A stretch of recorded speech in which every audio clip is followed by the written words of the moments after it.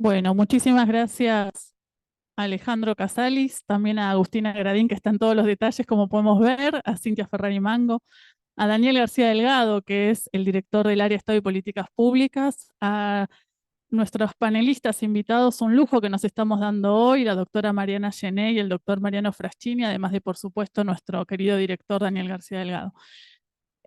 Tenemos un desafío efectivamente muy importante, no solo en América Latina, sino en la Argentina en particular, y esta es una ocasión más que predilecta para pensar en el marco de la maestría en políticas públicas. Esto nos lleva a pensar la idea del Estado, qué es hacer hoy políticas públicas. Para poder responder a esa pregunta tenemos que hacer obviamente un recorrido no solo conceptual, sino histórico, conceptual. Y además esta maestría se titula desde hace ya mucho tiempo, corte número 15, Desarrollo con Inclusión Social. Y estos son términos que efectivamente dan cuenta de una larga, larga tradición, pero también un compromiso de nuestro director, Daniel García Delgado, en el área de Estado y Políticas Públicas, por el desarrollo, un término, un concepto que probablemente corramos riesgo de que desaparezca tan solo por un tiempo, porque lo vamos a recuperar una y otra vez, y sobre todo la idea de inclusión social. Entonces, consideramos que en este panel, que va a tratar también de otro tema muy importante que hace a la tradición de nuestro director, Estado y Sociedad, llevado a un contexto muy contemporáneo y sobre todo muy coyuntural, que es el avance de las nuevas derechas en América Latina y en Argentina en particular. Por eso han sido invitados estos especialistas, Mariana Gené, Mariano Fraschini y Daniel García Delgado, que seguramente nos van a iluminar, nos van a dar pistas, nos van a abrir a nuevas preguntas sobre esta relación siempre predilecta entre el Estado y la sociedad en un tiempo inédito, diría yo inaudito, entre el avance de las nuevas derechas, particularmente si pensamos en esta Argentina que venimos de cumplir 40 años de democracia y sin embargo hoy estamos redefiniendo y tratando de sostener derechos básicos, ¿no? Y que la educación superior sea uno de estos derechos que hoy están en entredicho, en realidad desde la Flaxo Argentina y toda su tradición, no hace más que devolvernos a la memoria un derecho que es innegable y irrefrenable, no solo para nosotros que tenemos el privilegio de estar hoy aquí, tanto a distancia como de manera presencial, sino también desde un carácter muy federal y sobre todo en una identidad latinoamericana. El área, si no me equivoco, Daniel, está cumpliendo este año 30 años. Si en 1994 se inició, creo que es más que celebratorio y para eso creo que el espacio de la maestría en políticas públicas para el desarrollo con inclusión social va a ser un espacio de mucho enriquecimiento. Está garantizada la promesa de que entre ustedes como compañeros, pero con un staff docente realmente muy privilegiado, con tutoras y tutoras que realmente hacen un acompañamiento cuerpo a cuerpo, con una coordinación a cargo de Agustina Gradini y Alejandro Casalis, con el apoyo de las y los secretarios, realmente todo está dispuesto para que estos 2 años de cursada, de aprendizaje, de intercambio, sean realmente muy, pero muy fructíferos. Sean exigentes con sus docentes, traten de interpelar esas preguntas que aunque nos parezcan a veces básicas, nunca lo son. Quienes damos clases hace muchas décadas ya, siempre sentimos que la docencia es una manera de volver a aprender aquello que creíamos saber. Entonces acá se establece una relación pedagógica de mucha generosidad respecto de los docentes, pero también de poner a jugar los recorridos que ustedes traigan desde el ámbito desde el que vengan, a partir del cual van a poder conocer a sus compañeras y compañeros y enriquecerse en una relación realmente muy fructífera. En ese sentido también me parece importante destacar el trabajo que está conectado, ahí lo vemos a Sergio de Piero, que fue un profesor que realmente fue alma mater también de la generación de esta maestría, a quien queremos muchísimo y reconocemos intelectualmente, no solo en términos humanos, y en este nombre propio a todos los que hacen posible día tras día esta maestría que ya lleva 15 cortes, ¿no? ¿Cuántos egresados pensando y repensando el desarrollo con inclusión social? Y ahora también en este panel interesantísimo, que es también una muestra muy clara de ese compromiso de pensamiento situado que vamos a tener a continuación en la relación Estado y sociedad. Un vínculo que Daniel en sus primeros libros siempre trazó como una preocupación fundante y que ahora se pone a la luz de los nuevos acontecimientos, que serán acontecimientos epocales y esperemos que no lleguen para quedarse, ¿no? En ese sentido, tenemos materiales que ustedes pueden leer también, porque el área es muy prolífera en ese sentido, produce libros, produce documentos de trabajo, ilumina y da a conocer las tesis de sus tesistas, de sus egresados. Tenemos una revista, Estado y Políticas Públicas, todos materiales que siempre han sido de acceso abierto y que se entregan de manera gratuita. Yo no quiero extenderme mucho más, sí simplemente con mucha humildad quiero agradecer a todos los que hacen posible la maestría, empezando por ustedes, por haber elegido Flaxo Argentina. Les dejo un saludo muy afectuoso de nuestra directora, quien en este momento está dando clases y por eso no pudo estar, pero que para nosotros es realmente muy importante, sobre todo en este contexto, decía antes, ¿no? Inédito, diría inaudito, que estamos viviendo, no solo en la Argentina, sino en la región. Nuestra marca distintiva en nuestra sede es poder habilitar las mismas preguntas que nos hacemos en este contexto local, federal, en términos regionales y hacer comparación en similitudes y diferencias con otros países hermanos. Así que felicitar, agradecer y sobre todo augurar que estamos cumpliendo este año 50 años de nuestra sede como Flaxo Argentina, que sea la mejor manera de celebrar, que es seguir estudiando, seguir formándonos y seguir estando a la altura de los desafíos de nuestro tiempo. Así que muchísimas gracias, gracias a los expositores, gracias Daniel por hacer posible esta maestría, Alejandro, Agustina, Cintia, Sergio, por estar siempre muy pendiente de las necesidades de las y los alumnos. Es un honor para nosotros acompañarles en este recorrido que ojalá, si es el primer posgrado, no sea el último. Muchísimas gracias.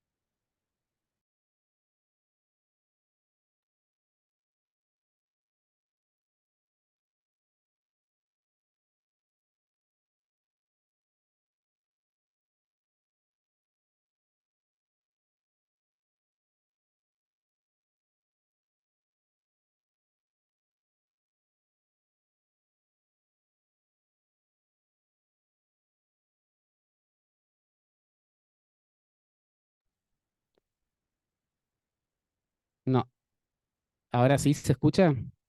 Nos dicen que sí, perfecto. Bueno, vamos a usar este micrófono. eh, Vamos a usar este micrófono, así nos aseguramos de tener un buen audio. Decía entonces que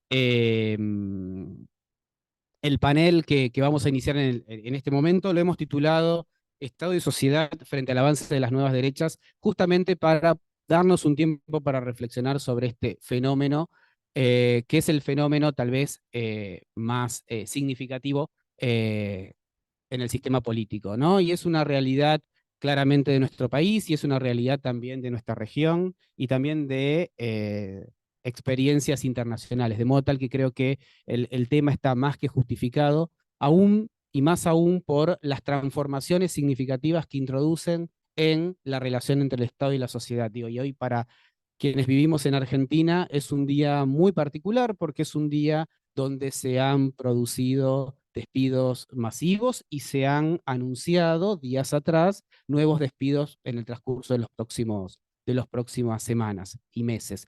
De modo tal de que también esto reconfigura o nos hace pensar en el Estado, nos hace pensar en las políticas públicas, nos hace pensar en la sociedad, en la posibilidad del desarrollo, la idea de inclusión social y claramente también la el movimiento, la resistencia de la misma sociedad organizada en función de las transformaciones que vemos en este tiempo. De modo tal de que para dar inicio a este panel, yo voy a presentar muy brevemente a los expositores que nos acompañan. Todos ellos tienen un currículum realmente muy extenso y nos llena de orgullo que estén aquí con nosotros. Yo simplemente me tomé el atrevimiento de reseñar los aspectos más sintéticos de su trayectoria. Y voy a empezar por la doctora Mariana Gené. Ella es socióloga, doctora en ciencias sociales, es investigadora del CONICET, docente de grado y de posgrado en la Universidad Nacional de San Martín, y también es profesora en la Universidad Nacional de General Sarmiento y en la Universidad de Buenos Aires. Sus temas de investigación abarcan la profesión política, las agencias estatales, los partidos políticos en la Argentina reciente, y es autora de 2 libros que nos han resultado sumamente interesantes para pensar el tiempo actual, la actualidad, y además muy a tono con la temática del panel. Eh, un libro es La rosca política, el oficio de los armadores delante y detrás de escena, y el otro libro, también más reciente y muy significativo, está escrito en coautoría con Gabriel Bomaro, El sueño intacto de la centroderecha. Luego va a continuar Mariano Fraschini. Mariano es politólogo, doctor en ciencias políticas, es docente de grado en la carrera de ciencia política y en el CBC de la Universidad de Buenos Aires y es docente de posgrado aquí en esta maestría. Quienes han cursado el primer año lo han tenido, quienes inician el primer año van a contar con él como docente y es docente en la maestría de gobierno y en el doctorado de Ciencias Sociales de la UBA. Es autor, junto con Nicolás Tereshchuk, del libro El Príncipe Democrático Sudamericano y junto con Santiago García es coautor del libro Liderazgos en su laberinto, cómo ejercen el poder los presidentes latinoamericanos. Y finalmente, el doctor Daniel García Delgado es sociólogo, es doctor en ciencia política, es director del área Estado y Políticas Públicas y de esta maestría, además que es investigador del CONICET. Daniel tiene una larga trayectoria como autor de libros, pero simplemente para mencionar uno de los más significativos, Estado y Sociedad, El cambio estructural, un libro que muchos de nosotros hemos leído en nuestra carrera y seguimos leyendo, y un libro más recientemente escrito, titulado Democracias Condicionadas, que tuve el agrado, el gusto de haber compartido la producción de ese libro, simplemente para mencionar simplemente dos libros. Bueno, ahora sí, le damos la palabra a Mariana. Genial. Muchas gracias. Muchas gracias a todos. Gracias, Cristina. Gracias, Alejandro. Gracias, Daniel. Y gracias a todos ustedes, y a Mariano también, por supuesto, por compartir este espacio de reflexión. Gracias a ustedes por estar acá y bienvenidos y bienvenidas al inicio de un posgrado, que siempre es una ocasión de celebración, diría yo, ¿no? Un espacio aprender, para reflexionar con otros, para crecer y para tener herramientas para pensar algo tan importante como es el desarrollo con inclusión social en Argentina, diría sin duda alguna. Así que bueno, es un gran gusto estar acá, ¿no? En esta convocatoria a pensar el Estado y la sociedad frente al avance de las nuevas derechas. Yo pensé como una presentación un poco sintética sobre, por un lado, pensar, ¿no? Tal como se decía en las palabras iniciales, cuánto este crecimiento de la derecha es un fenómeno novedoso en Argentina, no porque no existieran derechas en su historia, por supuesto, pero podemos decir que la derecha electoral tuvo un gran despegue en el siglo XXI, durante el siglo XX, por supuesto, ¿no? Jalonado por golpes de Estado y por gobiernos militares. Ahí estaban las distintas familias de derecha llegando al poder de distintas maneras, a veces, ¿no? Tocando la puerta de los cuarteles, a veces haciendo lo que se llamaba el entrismo en los partidos políticos, poniendo sus cuadros atrás de los partidos políticos, ¿no?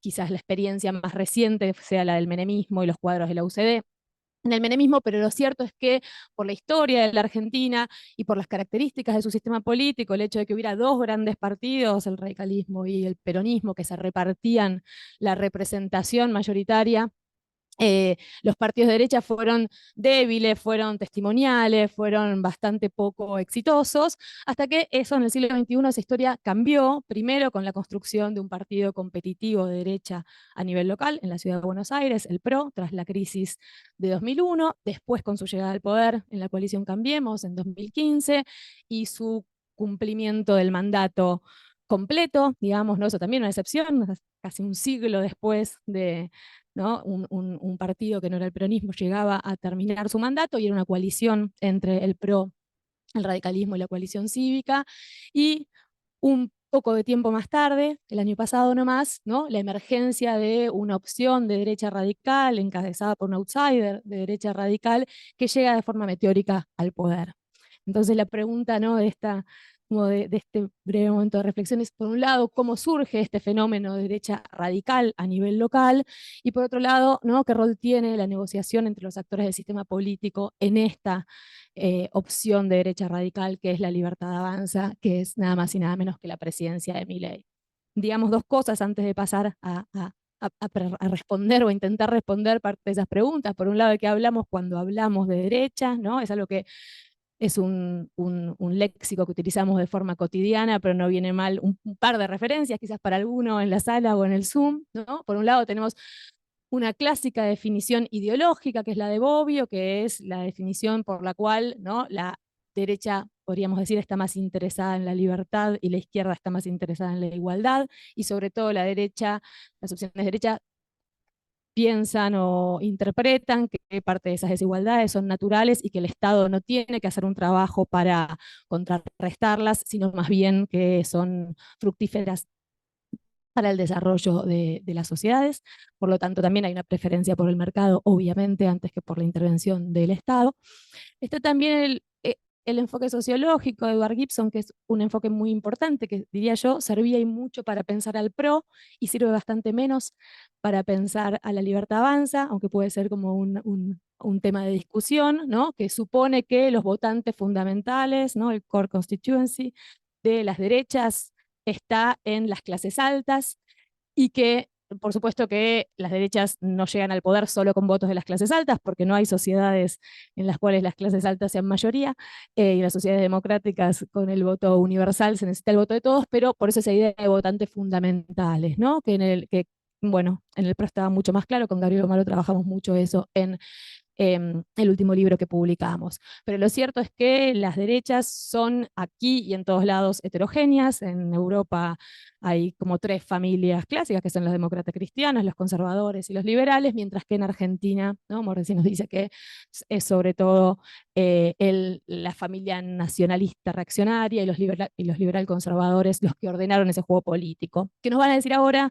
En la Libertad Avanza hay una suerte de fusionismo de derecha que reúne esas distintas familias de forma más o menos conflictiva. Y cuando hablamos de derechas radicales, hablamos de un fenómeno novedoso, sobre todo novedoso para la región, diría, ¿no? Para América Latina y para América del Norte también, relativamente novedoso. Es un fenómeno de más larga data en Europa, por eso hay muchos más estudios sobre ese tema en Europa. Y también hay más ejercicios de definición, de conceptualización de ese fenómeno que tiene, insisto, un poco más de tiempo, pero también tenemos un fenómeno heterogéneo, ¿no? Diverso, que tiene puntos de contacto, por supuesto, por eso los agrupamos bajo un concepto, pero que tiene declinaciones bastante diferentes. Por un lado está esta idea de populismo de derecha radical, ¿no? Que es una idea de Klasmude, que es una idea bastante importante en Europa, en la que va a decir que lo que define a los populismos de derecha radical es el nativismo, el autoritarismo y el populismo, vaya si entienden populismo distinto a lo que lo entendemos nosotros, y donde el nativismo es sobre todo, ¿no? el punto más saliente, más relevante, el sentimiento anti-inmigración, la xenofobia incluso, que, ¿no? en nuestra derecha radical está bastante poco presente, podríamos decir. En todo caso, las extremas derechas tienen en común posiciones muy duras frente a las derechas mainstream que se moderaron para llegar al poder en América Latina, y ese fue el caso del PRO, por ejemplo, ¿no? Si ustedes recuerdan, ¿no? Parte de los modos en que Mauricio Macri llegó al poder en 2015, prometiendo pobreza cero, unir a los argentinos, lucha contra el narcotráfico, digamos, no había para nada digamos, las propuestas mucho más agresivas y más claras y mucho menos eufemizadas de derecha que tenemos hoy en día en la Libertad Avanza y también, por supuesto, en el PRO. Entonces, insisto, posiciones de derecha más dura, y también nos va a decir Rovira Calvoser, y con distintos autores, una deslealtad o una semi-lealtad respecto de la democracia, ¿no? Y ahí tenemos un punto que es realmente muy importante. ¿Qué pasa con las derechas extremas en su relación con la democracia? En algunos casos, como en el caso de Bolsonaro o en el caso de Trump, pudimos ver, ¿no? Su no aceptación de los resultados electorales. En el caso de la Libertad Avanza no vimos todavía elecciones en las que hayan perdido, pero sí vimos cómo se denunciaban posibles fraudes antes de tener los resultados, por ejemplo. O también vemos cómo cuando no se consiguen los votos en el Congreso se acusa a todos los demás de corruptos, o a los gobernadores que también tienen legitimidad democrática de cucarachas o demás tipo de epítetos, ¿no? Con lo cual esa relación problemática con las reglas establecidas, con las reglas formales e informales de la democracia, es sí un continuo entre esos fenómenos de derecha radical que son entre sí muy distintos, ¿no? En los que a veces pesan más clivajes socioeconómicos, a veces pesan más clivajes socioculturales, a veces tenemos proteccionistas como Trump, y a veces tenemos, ¿no? Como tenemos en el caso argentino, esto que Stefanoni va a decir es un objeto ideológico no identificado, que es un anarcocapitalista, a un libertario. Entonces, ¿cómo llegamos hasta acá? Y tenemos en todos los casos, sí, en América Latina, yo diría que si lo que distingue a los casos europeos es ese nativismo, es esa xenofobia incluso, ese sentimiento antiinmigrante, en América Latina tenemos una relación muy fuerte con el pasado militar, una relación muy fuerte con los actores militares, ¿no? Que en el caso argentino está más que claro, lo vimos hace pocos días en el aniversario del golpe de Estado del 76 y en el modo en que el gobierno eligió retratar esa ocasión de memoria. Y lo vemos, obviamente, con la trayectoria de su vicepresidenta y con muchos ejemplos. En todo caso, ¿no? ¿Cómo llegamos entonces hasta acá, a este ascenso tan rutilante de esta derecha radical argentina que se constituyó hace 3 años, digamos, ¿no? En 2021, en las elecciones en la ciudad de Buenos Aires, presentó solo una lista en la ciudad de Buenos Aires, sacó el 17% de los votos, y 2 años más tarde llega al poder, algo que para ningún observador hubiera podido ser pensable en ese momento, ¿no? Como que una apuesta que no hubiera pagado demasiado, diría yo. Bueno, diría que llegamos por un conjunto de procesos, ¿no? Por un lado, con esta crisis que fue la crisis más larga de la historia reciente, una crisis de una década, ¿no? Una crisis larga y progresiva, digamos, ¿no? De desmejoramiento de las condiciones de vida de las mayorías, de alta inflación, con lo que eso desordena la vida cotidiana, ¿no? De todos los estratos de la sociedad. Y no con una crisis así de shock. Argentina, por supuesto, que estamos acostumbrados a la crisis, pero creo decir que hay algo de esta crisis que fue realmente muy erosionante del lazo social, y que abrió, ¿no? Cierta disponibilidad para discursos y para prácticas que pensábamos que, ¿no? En esta celebración de los 40 años de democracia, que pensábamos que eran poco posibles. Y también, ¿no? tenemos nada más y nada menos que en Argentina el caso de dos coaliciones de gobierno que tuvieron su oportunidad y que fracasaron, vamos a decirlo rápidamente, ¿no? El gobierno de Cambiemos y el Frente de Todos, los dos tuvieron muy malas performances en el gobierno, muy malos desempeños, y también habilitaron ahí un malestar con las dos grandes coaliciones que parecían organizar todo el campo político argentino. Si para Juntos por el Cambio parecía, ¿no? Con Gabriel escribimos este libro, El sueño intacto de la centroderecha, nunca peor puesto un título, podemos decir, no está ni un poco intacto ese sueño.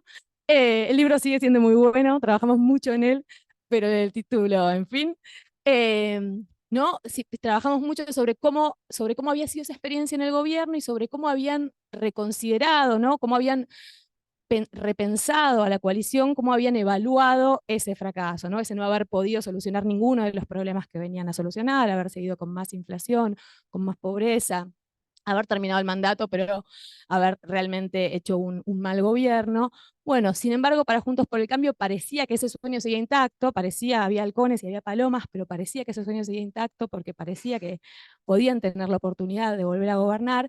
Diría que parte de lo que también suscitó ese ascenso a esta derecha radical fue que Juntos por el Cambio, quizás demasiado rápido, dio por sentado que volvía al gobierno, y esas peleas internas, esa interna tan desordenada, dio lugar a ese sentimiento antipolítica, anti-establishment político, podríamos decir, esa identidad negativa respecto de todos los partidos existentes que Javier Milei supo capitalizar, ¿no? Y esta emergencia de Javier Milei como outsider de derecha radical, esa figura, ¿no? tan capaz de traccionar ese descontento y ese malestar, logró, ¿no? También por los azares de la política, digamos, ¿no?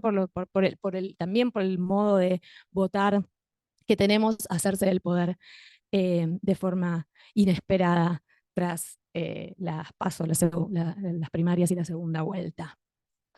Voy a decir una cosita de sus votantes y vamos rápido a la idea de negociación, así le dejo el tiempo a mis colegas. Por un lado, decir que yo diría que los pocos trabajos que hay ya sobre la Libertad Avanza y sus bases electorales nos muestran que tiene distintas capas de votantes, que por un lado tenemos sí votantes muy convencidos, dogmáticos, antifeministas, antiprogresismo, antiizquierda, militantes de derecha reaccionaria muy fuertes, que tienen, ¿no? Que están conectados con una red de influencers de derecha reaccionaria y conservadora en América Latina y en el mundo entero, pero también tenemos otro tipo de votantes, por supuesto, ¿no? Votantes más pragmáticos que llegan a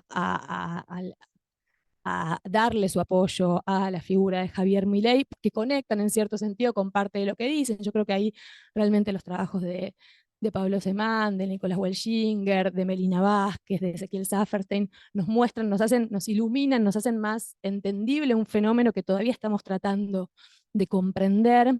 Sabemos, por supuesto, que ese voto es más fuerte, mucho más fuerte entre los varones jóvenes, si bien es un voto transversal al conjunto de la sociedad, que fue más fuerte en las provincias que en la ciudad de Buenos Aires y en la provincia de Buenos Aires, y que plantea un problema fundamental tanto al PRO como al peronismo, digamos, ¿no? Al PRO, por supuesto, porque por momentos pareciera dejarlo sin espacio, digamos, sin discurso, sin electorado por el cual pelear, y al peronismo porque también conquistó gran parte de su base social, ¿no? Gran parte de su base social, de esos sectores populares que antes tenían un lazo fuerte con el peronismo y que ahora se volcaron con mucha más fuerza a apoyar a Javier Milei de lo que habían apoyado a Mauricio Macri en su momento. ¿Y qué pasa con el Estado? ¿No? Cristina hablaba ahora de esa importancia del Estado. Tenemos por primera vez, ¿no?, un jefe de Estado que es radicalmente antiestado. Y no, por supuesto que no todos los votantes de Milei lo son, ¿no? Los votantes de Milei son algunos muy convencidos y otros, digamos, hacen oídos sordos a una parte de ese discurso que les interesa menos y, digamos, y lo acompañan por el hartazgo, por la sensación de que había algo que ya no daba para más y que hacía falta patear el tablero. Pero lo que nos dicen los estudios que trabajaron sobre sus votantes, sobre sus seguidores más fieles, podríamos decir, o más activos, es que la pandemia funcionó como un gran catalizador de las posiciones antiestado, ¿no? Que la pandemia, que la imposibilidad de trabajar, de mandar a los chicos a la escuela, etcétera, fue de a poco, ¿no?, haciendo que esa narrativa antiestado se volviera más convincente para parte de los votantes. Y también, que si bien es cierto que muchos de sus votantes están entre quienes más necesitan del Estado, y vamos a ver qué pasa ahora mientras estas prestaciones eh, dejan de estar o se minimizan, digamos, también es cierto, y eso es algo también de lo que dicen Semán y Wilshinger, que es que por momentos, ¿no?, había un discurso muy fuerte sobre la importancia del Estado, sobre la relevancia del Estado, y también bienes públicos deficientes, ¿no?, en términos de seguridad, en términos de transporte, sobre todo, sin duda, en términos de moneda, podríamos decir.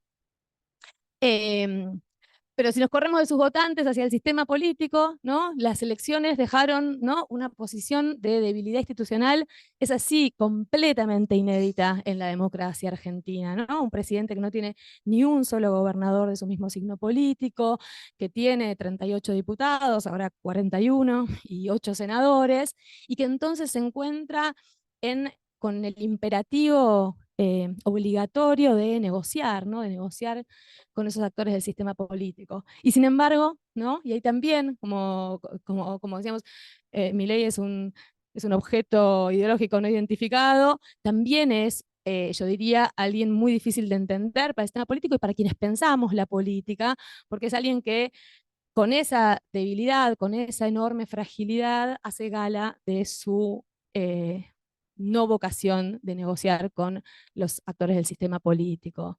Una desconfianza muy fuerte en la rosca política, en la negociación política detrás de escena, podríamos decir, ¿no?, entre los participantes del mundo político, una desautorización a sus propios armadores políticos, ¿no?, como por ejemplo el ministro de Interior, Guillermo Franco, que negocia algo con los gobernadores del PRO y al día siguiente o esa misma tarde es desmentido por Twitter por el vocero oficial, ¿no? Digamos, realmente una descoordinación en el Ejecutivo muy particular, pero sobre todo con una aversión a esa negociación que con tal debilidad es fundamental. Yo diría que lo que caracteriza este tiempo, ¿no?, que hace poco se cumplen los primeros 100 días del gobierno de Javier Milei, es todavía un gran acompañamiento de la opinión pública, es todavía incluso en medio de un ajuste muy brutal, muy descomunal, una estabilidad de sus indicadores de popularidad de su persona y de popularidad del gobierno, que genera, yo diría, desconcierto e incluso temor entre los actores del sistema político. No entre los actores que son francamente opositores, ¿no? No entre, para decirlo muy rápido, entre los diputados del Frente de Todos, pero sí, por supuesto, entre los gobernadores, que dependen del Estado Nacional también para poder administrar sus provincias, y sobre todo entre la bancada de la ex bancada de Cambiemos o Juntos por el Cambio, la bancada de Hacemos Federal o de peronistas de centro, podríamos decir. Y ese desconcierto y ese temor tiene que ver con esa popularidad que Milei todavía retiene, aun cuando, digamos, cuando no muestre ninguna ganas de negociar con ellos, no. Si hay algo que tienen los armadores políticos, esto trabajé bastante en el libro, en La Rosca Política, es ese conocimiento de los códigos, de las reglas no escritas de la política, esa red de relación con actores propios del mundo político, e incluso diría cierto nivel de seducción, ¿no? Ese cierto nivel de aún en veredas opuestas, ¿no?, de capacidad de establecer vínculos de confianza, de establecer vínculos de cierta reciprocidad. Todo eso no existe ahora y existe más bien la amenaza y un lugar difícil de ocupar, diría yo, para esos actores que son aliados posibles, pero también incómodos sin duda de la libertad avanza. Y en ese sentido, ¿no?, y con esto cierro, me parece que estamos ante un momento de grandes interrogantes sobre los pilares de la gobernabilidad de este gobierno, ¿no? La rosca política, los armadores, también sirven para garantizar la gobernabilidad, y en este caso esas relaciones no están, esas relaciones de negociación no están, y uno ve por momentos a un Milei que apuesta a gobernar sin el Congreso, ¿no?, a fuerza de licuadora y motosierra, gracias, las imágenes a las que nos acostumbramos, o avanzar en el Pacto de Mayo, que se parece menos a una negociación con actores del sistema político que a una lista a la que están obligados a firmar, digamos, ¿no? A un apriete, digamos, para no romantizar, siempre en la rosca política existe persuasión y apriete, digamos, no siempre son actores políticos que tienen una relación asimétrica, siempre algunos tienen un poco más de poder que otros, pero hay algo del modo en que acontece, en que se tramita este vínculo que es realmente muy inédito, ¿no? Que es realmente algo no visto y que entonces, diría yo, nos pone ante un tiempo incierto, ¿no? Ante un tiempo en el cual todo lo que va a ocurrir realmente está por verse. No, pareciera que otro de esos pilares de gobernabilidad podría ser reformar la Corte Suprema, y sin embargo eso también abre problemas con los aliados diría yo ahí también políticos, y no solo políticos, empresarios, mediáticos, ¿no? Ahí esos pilares de gobernabilidad eh, se muestran más frágiles todavía. Y, y no hay duda, ¿no?, de que la centro derecha o la derecha mainstream, podríamos decir, la derecha tradicional, el PRO y sus aliados más cercanos, funcionaron como condición de posibilidad para la llegada de Milei al gobierno, en más de un sentido, en un sentido de larga data, abriendo como esa experiencia, como decíamos al principio, y también después en la segunda vuelta pidiendo explícitamente el voto, y también ahora, ¿no?, dando ministros a su gabinete y dando gobernabilidad en el Congreso, pero la relación entre esas dos derechas, la derecha más tradicional y esa derecha radical, también es algo que en la agenda académica va a ser un tema importante para investigar, un tema importante para tratar de comprender, porque también nos va a decir algo sobre las derivas de la democracia argentina en el futuro. Y para cerrar, ya no con el sistema político, sino con, ¿no?, con el Estado y con la sociedad, otra de las grandes preguntas, por supuesto, al pensar la gobernabilidad de La Libertad Avanza, tiene que ver con la paciencia social, tiene que ver con la organización colectiva, y tiene que ver con saber cuánto tiempo, ¿no?, este proceso va a ser sostenible en el tiempo, cuánto tiempo va a ser soportable y qué tipo de actores van a enfrentarlo, y a saber quizá tener la imaginación política para construir algo más.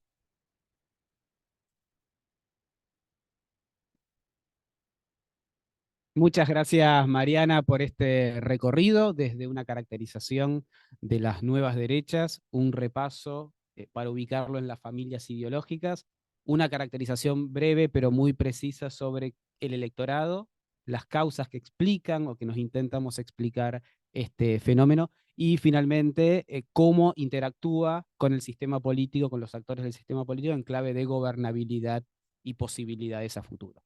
Vamos a dar paso a Mariano Fraschini con su exposición vinculada a indagar sobre la trayectoria de las nuevas derechas en clave latinoamericana.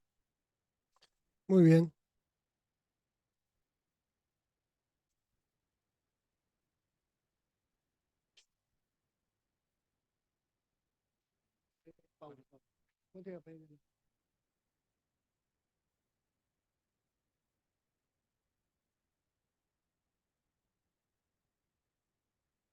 Está. Bueno, buenas tardes a todos y a todas. Qué raro se siente esto. Bueno, antes que nada, agradecer, siempre, qué lindo agradecer. En primer lugar y extensivo este primer lugar, bueno, a Alejandro, a Cristina, a Agustina, que está allá en el fondo, a Cintia, por haberme invitado. Obviamente a Daniel, a Mariana, un orgullo compartir el panel con ustedes. Así que bueno, muy feliz de estar acá porque, bueno, para mí esta maestría significa una de las instancias de posgrado más importantes. Doy en otros lados, lo mencionó Alejandro, pero es como que esta maestría siempre, lo voy a decir en términos criollo, ¿no? Siempre le tuve ganas, en el sentido de que siempre quería ver si podía llegar a ser partícipe, porque bueno, estaban mis amigos Sergio De Piero, gran persona, gran politólogo también, y Nicolás Terechuk, y digo, ¿qué pasa que a mí no me llaman de acá? Hasta que por suerte en el 2016 me llamó Alejandro, no me llamó, me mandó un mail, y bueno, me invitó a participar de la virtual, y después, bueno, empecé a hacerlo con Sergio en la presencial. Así que bueno, para mí es un orgullo también que me inviten y formar parte de este panel, como decía, tan prestigioso. Dicho esto, Me gusta. Ahí. Dicho esto, con los agradecimientos, no estoy muy de acuerdo con el título. Ya se lo marqué a Alejandro. Estuvimos ahí en la cocina. Voy a contar algunas cositas después de la cocina que conversamos. Porque bien, Ale podía estar acá también hablando de ese tema, porque conoce bastante. Creo que incluso conoce más que yo. Sobre esta cuestión de cómo titular a estos, ¿no? A estos nuevos animales, como diría O'Donnell, ¿no es cierto? Nuevos animales, que quedaría como un poco corto esto llamar nuevas derechas, primero porque el concepto ya fue utilizado en otros momentos, y deberíamos, si no, caer en lo que Nathanson cuando habló de los nuevos liderazgos de la izquierda, de los últimos, ¿no? Los Boric, los Castillo, los Petro, él llamó nueva izquierda. Bien podíamos llamar a los Bolsonaro, Milei, Hernández y Katz. Ya me adelanto un poco al argumento que voy a utilizar en esta exposición, como nuevas derechas.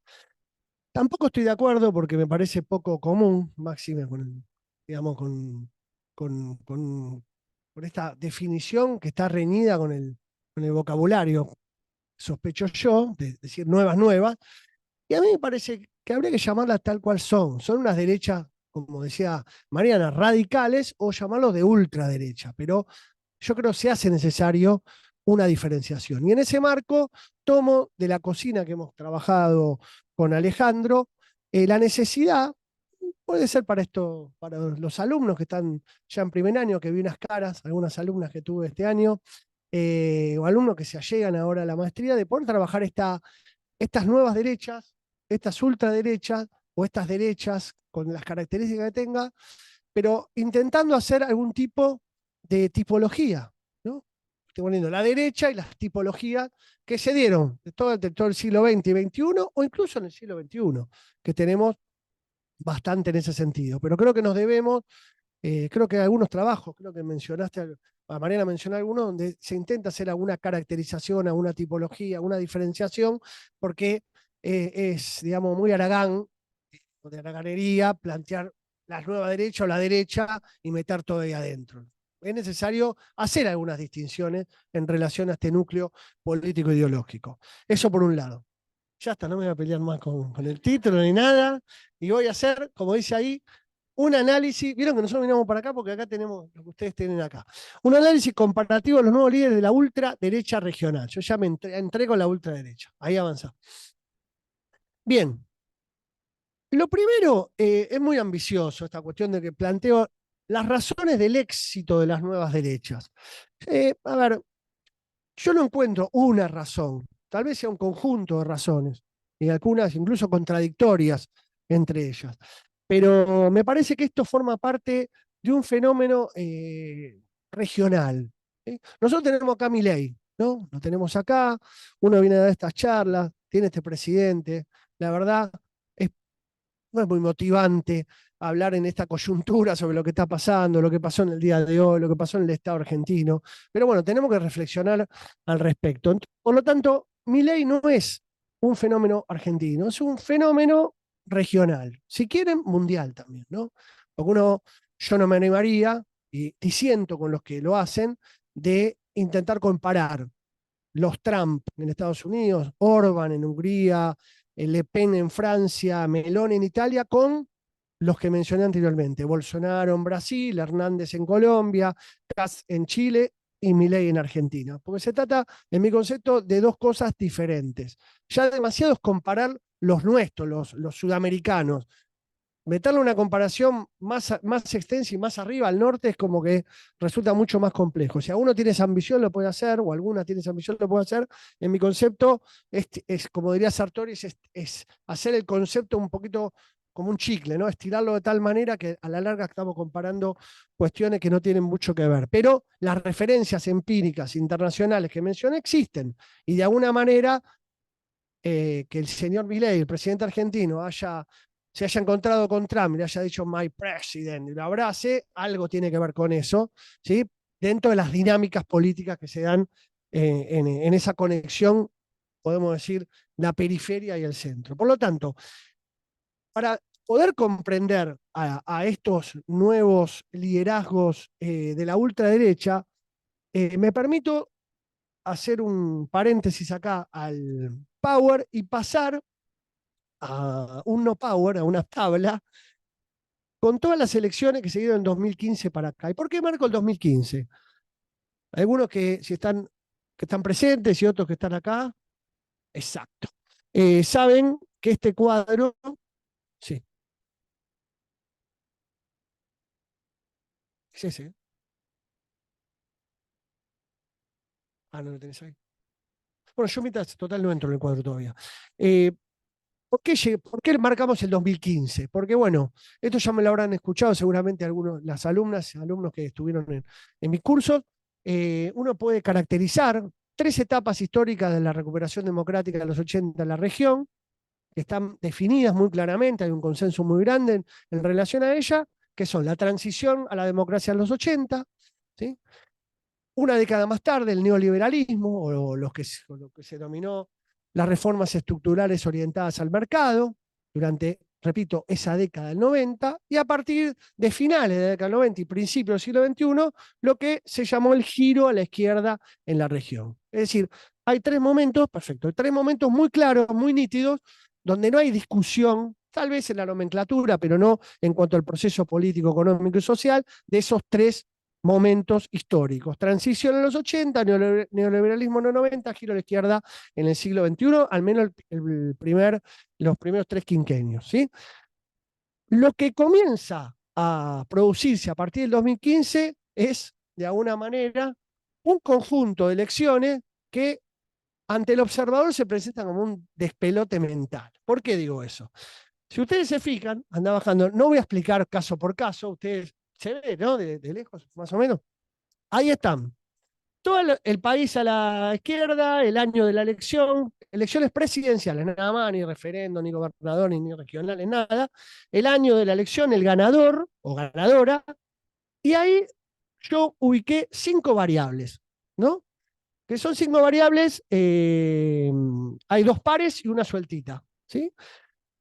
Marco, ¿el ganador tiene orientación ideológica neoliberal o una orientación ideológica progresista? Que son los 2 primeros, cuarta y quinta columna. Sexta y séptima columna marca si son ganadores que ganan, digamos, desde el oficialismo, o sea, revalidan, o desde la oposición. Y el último, que sería la octava columna, habla sobre la reelección presidencial. ¿Por qué utilizo estas cuestiones? Primero, para identificar si hay o no un giro de algún tipo ideológico hacia la derecha o hacia la izquierda. Vieron que durante este tiempo los analistas políticos y pseudoanalistas políticos tienen una rapidez mental para decir, no, acá lo que pasa es un giro a la derecha porque ganó tal, tal y tal. Después a los 10 minutos dicen, no, pero ahora viene un giro a la izquierda porque ganó tal y tal. Y después no, volvió un giro a la derecha. Bueno, no se puede visualizar como se visualizó la transición, que 10 años, neoliberalismo 10 años y giro a la izquierda 15 años, como un momento, ¿no? Que cada 2 años tengo que definir hacia dónde va la región. Tengo que ver en un proyecto largo, ¿no? Acá tenemos 8 años, 2015, 2023. No sumé la elección de 2024 de Bukele por una cuestión de vagancia, porque no lo quise poner. No porque no es que no me simpatice, no es cuestión de gusto, sino de ya lo tenía armado así con todos los números. Bueno, lo que se ve ahí, créanme, lo sumé, lo puse bien, sumé varias veces.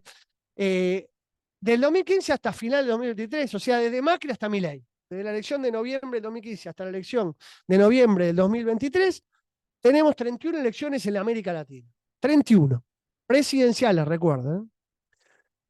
Fíjense, al lado, 16 de 31 son las elecciones ganadas por lo que denominamos la derecha o el neoliberalismo, en sentido amplio. O sea, 51,6%. Al lado, 15 sobre 31 son los triunfos de izquierda progresista. Constituye un 48,4%. Si uno mira esto y se aferra a lo único que puede aferrarse un científico social, que es a la evidencia empírica, queda claro que no podemos hablar de que haya un giro ideológico en la región. Aunque nos gustaría, por los últimos resultados de la izquierda o los primeros de la derecha, no hay giro ideológico. ¿Sí? No existe ese giro ideológico si uno tiene la mirada extensa como hay que tener. Por lo menos lo pienso de esa manera yo. Sin embargo, si uno va a los últimos 3, recordemos, el primero de esos 3 tiene que ver, me refiero a este, 22/31 son los triunfos opositores. 71%, es decir, 7 cada 10 elecciones la ganaron opositores. 9/31, el 29%, menos de 3 de cada 10 elecciones, la ganó el oficialismo. Y en algunos se repite ese oficialismo. Paraguay, Nicaragua, el PAC en Costa Rica. Y solo 5 elecciones de 31. De esas 5 son 2 de Ortega, 1 de Maduro, 1 de Evo Morales y 1 de Hernández. ¿Sí? Tenemos 5, las cuales todas polémicas, todas cuestionadas. Por lo tanto, no estamos en época de reelecciones, no estamos en época de triunfos oficialistas, pero sí de opositores. ¿Qué viene a demostrar eso? Que hay una insatisfacción con los gobiernos de turno. Hay una rápida circulación de las élites políticas, porque es rápida. Recién lo mencionaba Mariana. Decía, 4 de Macri, 4 de Alberto Fernández, hay una insatisfacción muy grande. Voy hacia una nueva oposición. Entonces, lo primero que tenemos que decir es eso. ¿Dónde se enmarcan estas nuevas derechas / ultraderecha? En un contexto de insatisfacción con los gobiernos de turno. Una insatisfacción que tiene muchas aristas, que no es parte de mi expertise comentarlas una por una, pero ustedes, digamos, la mayoría de lo que está en la sala, digamos, no solo vive en estos países, sino también tiene algún tipo de expertise al respecto. Por lo tanto, esto es lo que primero llama la atención. Esto no sucedió en ninguna de las épocas, salvo en los 80, tal vez, donde también había una rápida circulación, pero no del tamaño de estas. Entonces, esto es lo primero que hay que marcar. ¿Dónde se inscribe estos liderazgos de ultraderecha? En este contexto de descontento, ¿sí? Descontento, insatisfacción, bronca, ¿no?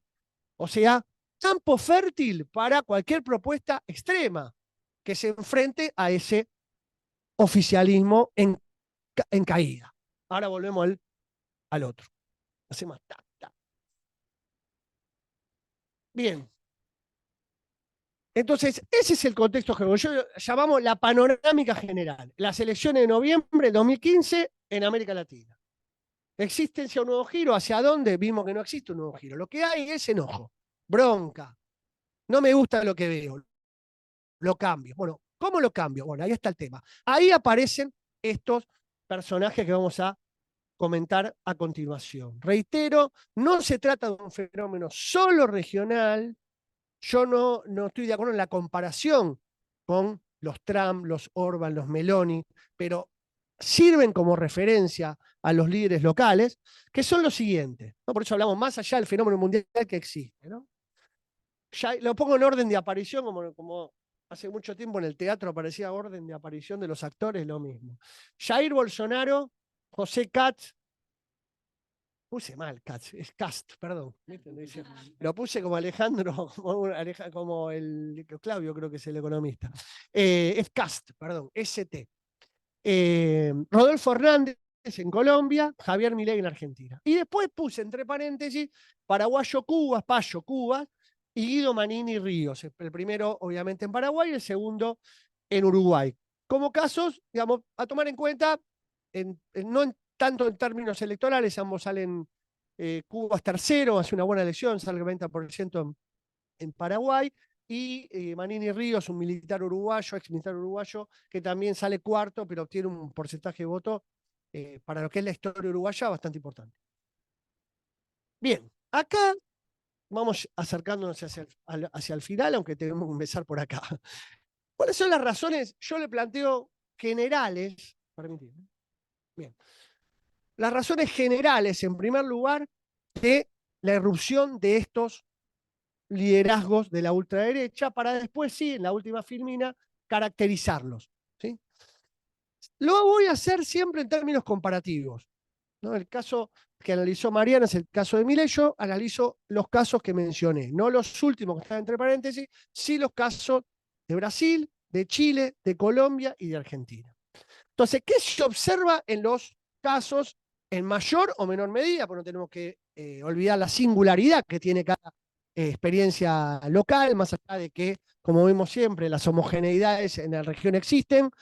Tenemos, obviamente, además de esas homogeneidades, las particularidades de los casos empíricos, y en este caso aplica el mismo criterio. Por un lado, la insatisfacción, enojo, social con los oficialismos de turno que mencioné a partir de la evidencia empírica que vimos hace unos minutitos. En segundo lugar, los tres que vienen a continuación me parece muy importante para destacar, porque se dan en mayor o menor medida en los países que estamos analizando y dan lugar a la emergencia de estos referentes. En primer lugar, se despliegan en sistemas de partido que se deshilachan. Horrible lo deshilachan, pero lo que quiero decir, se van desintegrando, ¿sí? Son sistemas de partidos que tenían cierta robustez y entran a observarse su fragilidad, ¿sí? Y la salida no necesariamente es por derecha, sino tenemos los casos de Petro y Boric. Voy a ser un poco más explícito en esto que digo, porque si no queda como un título. Ustedes piensen, en Brasil, durante prácticamente el 2002 hasta la salida anticipada de Dilma Rousseff en el 2016, casi 14 años, podemos decir 4 elecciones, en donde compiten dos grandes fuerzas, dos grandes coaliciones. La coalición de centro-izquierda, liderada por el PT, y la tradición, y la coalición más de centro-derecha, que expresa el PSDB, ¿no? Que presentó en las 4 elecciones candidatos que salieron segundo detrás del PT. En el caso de Colombia tenemos lo que era el clivaje uribismo-antiuribismo. Pongámosle los nombres al uribismo que quieran, caso Santos que va por el uribismo y después por el antiuribismo, pero ese uribismo-antiuribismo existe y fue lo que del 2002 hasta el triunfo de Petro orientó las preferencias electorales de esos dos bloques. Vuelvo a repetir, bloques estables como el de Brasil. En el caso de Chile, mucho más a favor de esta hipótesis, ¿no? Desde el año 90, desde la primera elección chilena, creo que fue en el fin del 89, pero asumió en marzo del 90, tenemos las dos grandes coaliciones, la coalición de la concertación y la coalición de la derecha, ¿no? Con sus múltiples referentes. Y esa bipolaridad, esa cualibipolaridad, se mantuvo estable al menos del 90 hasta la aparición de Kast y de Boric, ¿no? Que fueron los contendientes en la última elección. Por lo tanto, ahí tenemos algo, sistema de partidos que emergía como algo estable, no aparece como tal. En el caso argentino está por verse, ¿no? El avión recién está carreteando, no podemos decir efectivamente en Argentina pasa lo mismo, se deshilachó todo. No, todavía está la coalición del peronismo-kirchnerismo y la coalición del PRO. Veremos qué sucede en el próximo capítulo, como diríamos así, en la serie. Entonces, esa es una característica que hay que remarcar, ¿no? La desintegración, deshilachación de estos sistemas de partidos. En segundo lugar, un punto importante que hay que tomar en cuenta, algo mencionó Mariana recién sobre el libro que escribieron por Bomaro, muy recomendable ese libro, por otra parte, y que bueno, ella lo planteaba, no es el mejor momento para hacerlo, pero algo de eso tiene que ver, porque lo que se da es una crisis electoral del tradicional partido de la derecha local. Es decir, eso forma parte de la aparición de estas nuevas ultraderechas, ¿no? Porque ¿qué pasa con el partido tradicional? De nuevo a la evidencia empírica. El PSDB de Brasil, en la elección del 2018 que gana Bolsonaro, llega al 5% de los votos. Un partido, retiro, que durante 4 elecciones consecutivas llegó al balotaje con candidatos del PT, los 2 primeras Lula, las 2 segundas Rousseff, y en la última, del año 2014, apenas por 3 puntos perdió. Entonces estamos hablando de un partido que en el 2014, 4 años antes, había obtenido 48 y pico % de los votos. Bueno, pasa a tener el 5, ¿no? Un poco lo que comentábamos recién, ¿no? El partido de la ultraderecha empieza a absorber ahí, ¿no? Los votos de esa derecha tradicional. Lo mismo ocurre en Chile, ¿no? ¿Qué pasa con el piñerismo, para decirlo de alguna manera, derecha más moderada, la más exitosa en términos electorales? ¿Qué ocurre? Bueno, estamos viendo que también son fagocitados por Katz, la ultraderecha, que bueno, finalmente en un balotaje Katz pierde con Boric. ¿Y qué sucede con el uribismo o el santismo? El santismo lamentablemente le va muy mal, el presidente Santos sale en el año 2018 prácticamente sin candidato. porque al candidato que tenía o candidata prácticamente no sé si llega al 2% de los votos. Pero ¿qué ocurre después de la experiencia de Duque, el último uribista, con el uribismo? Sale tercero en la elección.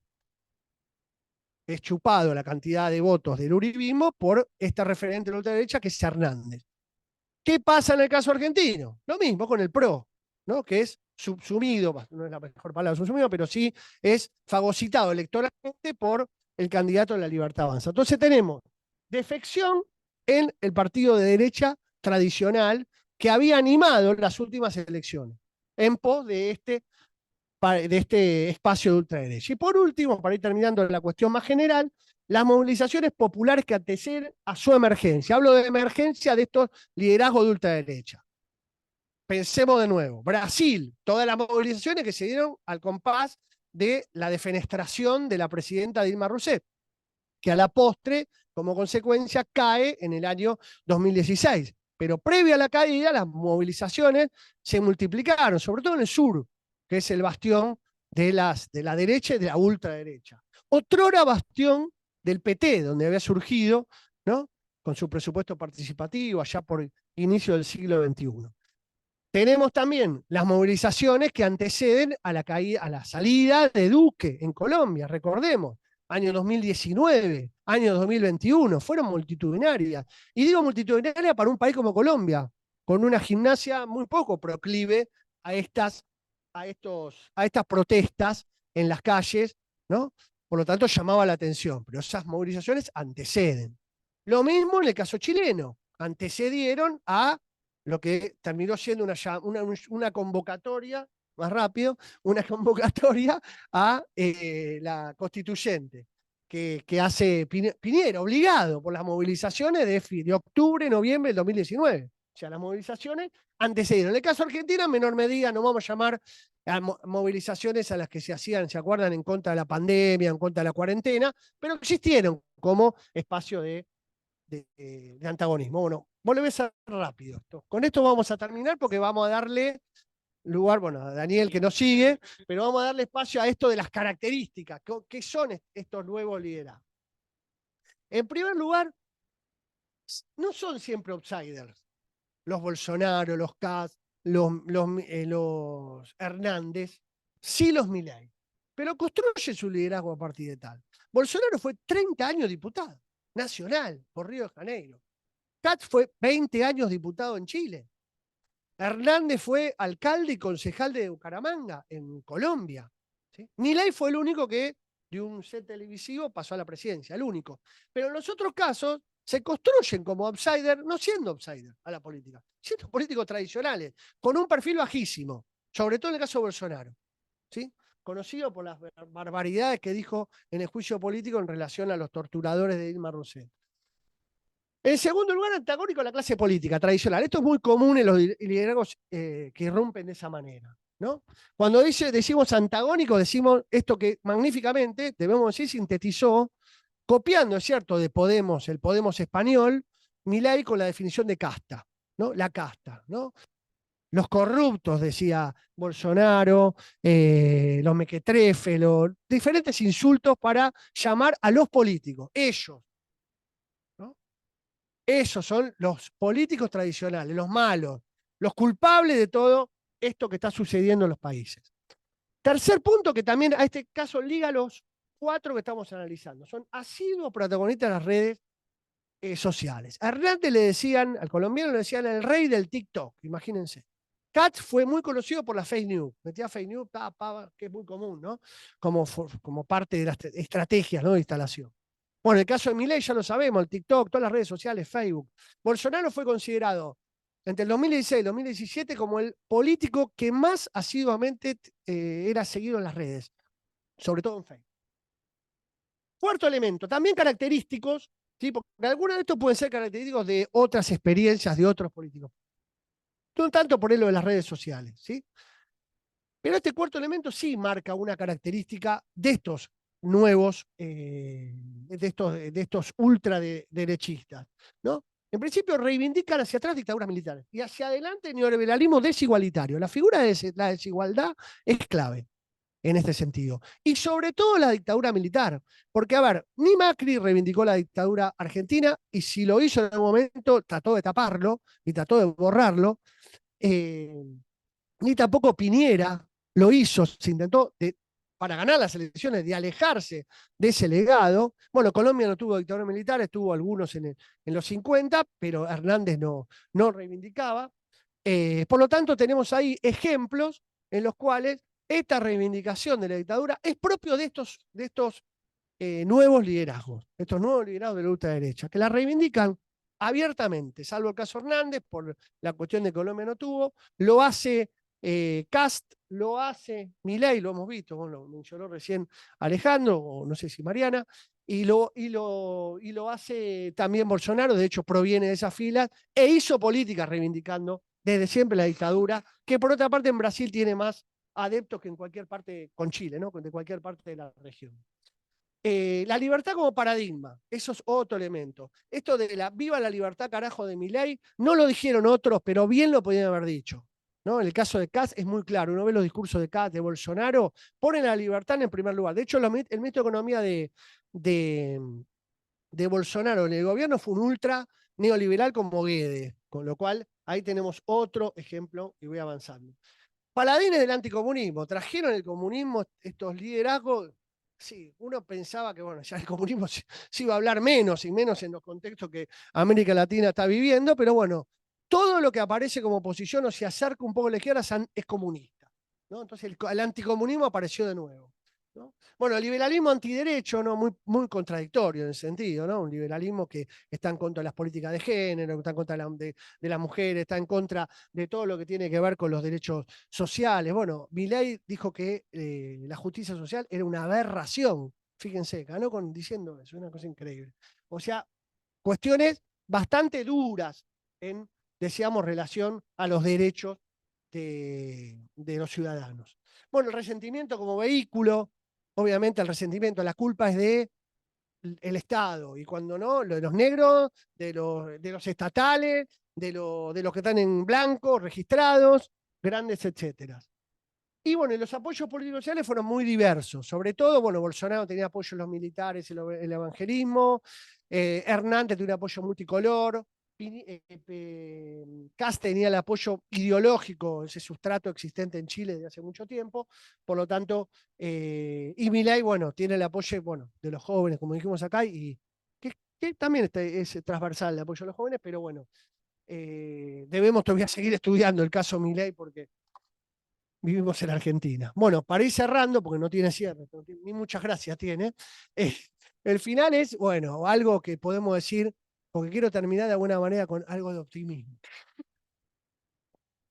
¿Cuáles fueron los rendimientos de esta ultraderecha? ¿No? Bueno, ya dijimos, Kast fue en el año 2021 a una segunda vuelta, había salido primero en la primera vuelta, había ganado muy poquito, 28-25, fue a la segunda y perdió por 11 puntos.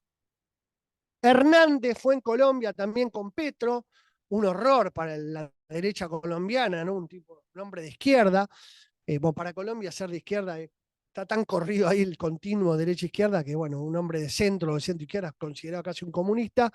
También, a pesar de eso, perdió por 3 puntos Hernández y ganó Petro. Es decir, ganó Petro y ganó Boric, representantes, si se quieren, de lo más izquierda de esos dos sistemas.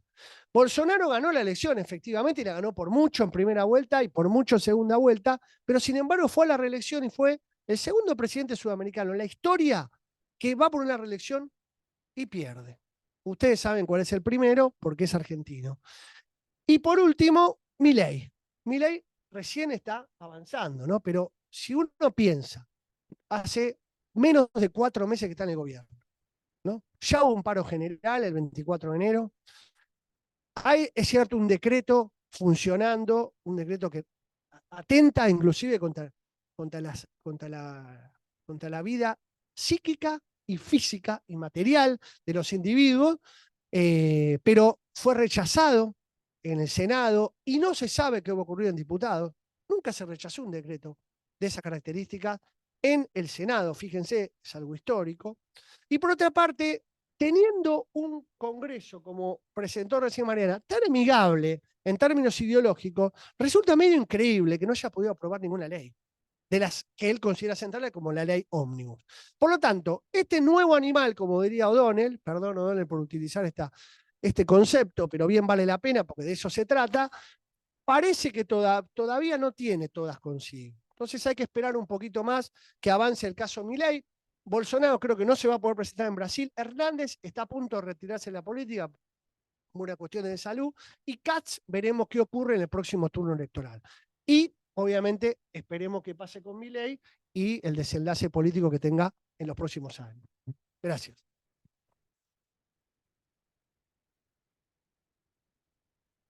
Bueno, muchas gracias, Mariano, por esta caracterización de las derechas o las ultraderechas latinoamericanas.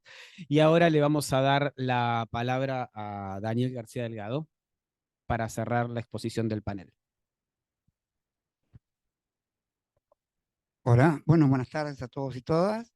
Un agradecimiento inicial a los que posibilitaron este evento, a Alejandro Casalís, a Agustina Gradín, Cintia,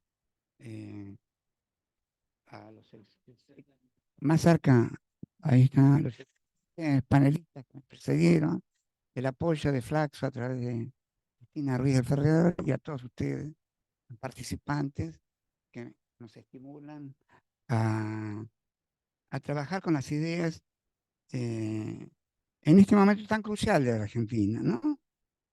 Que Estado y sociedad frente al avance de las nuevas, el título, nos ponen en una situación a los intelectuales bastante tensa.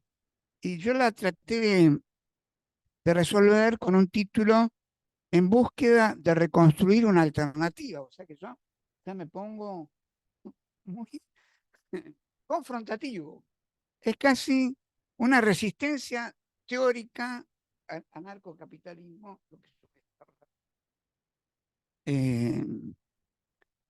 Y lo voy a tratar de hacer breve, en sentido de, como todos sabemos, la situación no es fácil. Además de las cosas que dice Franchini, estamos en recesión, con inflación, está plagada de incertidumbre. Y por un lado, creo que no solo se trata de mostrar lo malo que es la extrema derecha o lo negativo para otras visiones de la sociedad y su relación con el Estado, sino que también para el mismo desarrollo. No existe el desarrollo sin una vigorosa acción del Estado.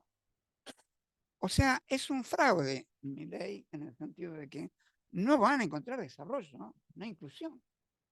En el mejor de los casos podrá haber estabilidad cambiaria, fiscal, pero lo más probable es que haya rentismo, extractivismo, financiarización, pero no va a haber tampoco ni desarrollo ni inclusión. Esto, en el mejor de los casos, lo que puede haber es algo que no deja de ser importante por estos 8 años de alta inflación, pero casi es el único logro que pareciera poder tener como, pero no va a existir el desarrollo en el sentido que lo estamos pensando, porque está destruyendo todas las políticas, las agencias, las empresas que lo posibilitan. No hay país que no se haya desarrollado sin el Estado. Desafío, díganme uno. De los first commerce a los late commerce, desde Inglaterra hasta China. No digo China, ¿no? Para decir, si hay alguien que se ha desarrollado con el Estado, es China, pero Finlandia, Corea, en fin, Japón, no existe, es una distopía lo que él está planteando al tratar de destruir el Estado. Por otra parte, no quiero tampoco entrar en una visión puramente crítica y pasarnos a las pasiones, digamos, pasiones tristes, dice Rubén. Es decir, bueno, el intelectual en esta época de en donde no hay conciliación entre capitalismo neoliberal y democracia, se dedica a desarrollar pasiones tristes. Decir, bueno, esto es desastroso, miren esto, pero no tiene respuesta. No hay respuesta política. Sino ver qué alternativas se pueden construir positivamente hacia adelante, hacia futuro, para enfrentar a estas nuevas derechas con cierto éxito, particularmente en Argentina. Estos serían los 6 puntos que voy a desarrollar.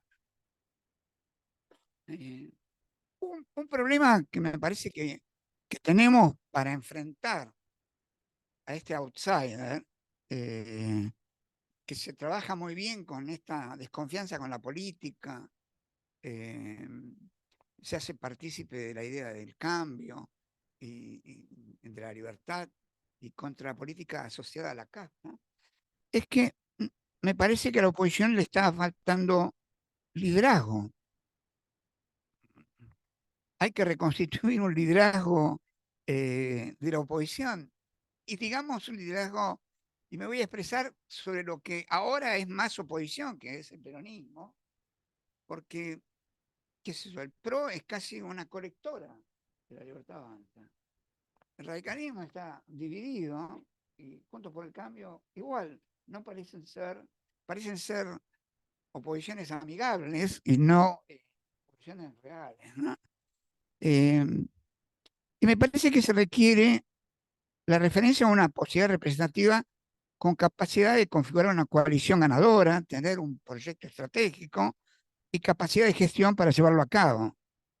También Estado. Necesitamos un Estado no solo grande, sino eficaz. Podría decir algo que no hemos sido, en este espacio de la Nacional Popular, muy exitosos en definir liderazgos. Con Scioli no fue muy exitoso, se perdió por poco, pero se perdió.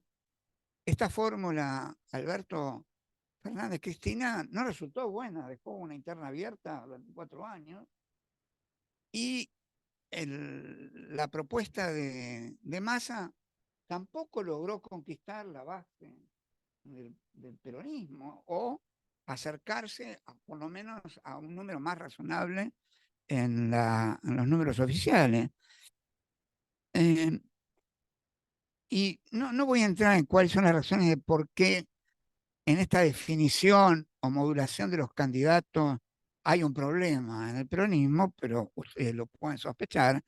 Me parece que habría que buscar sobre algunos signos que presentan algunos gobernadores, y me voy a referir a algo que tenemos más cerca, que además es la provincia más importante de la Argentina y que tiene la mayor cantidad de población, casi el 50% del PBI, y que tiene un proyecto de gestión antitético al de Milei, lo expresa, lo explicita día a día. Tiene programas de salud, o sea, no está contra la salud pública, tiene programas de educación pública, no voucher o financiar la demanda en las prepagas, es pro Estado. Tiene experiencia en gestión exitosa y obviamente acá hay que armar coaliciones exitosas, puede vincularse a Yayora o a Puyá, quiero decir, ¿no? Eso es una cuestión también de la creatividad, de la política, pero creo que el problema principal de este candidato que yo observo como un signo posible de candidato de alternatividad es la propia interna del peronismo, donde digamos, el camporismo no se lleva tan bien con el kirchnerismo, ¿no? Digamos, hay como una tensión de dos kirchnerismos y en el cual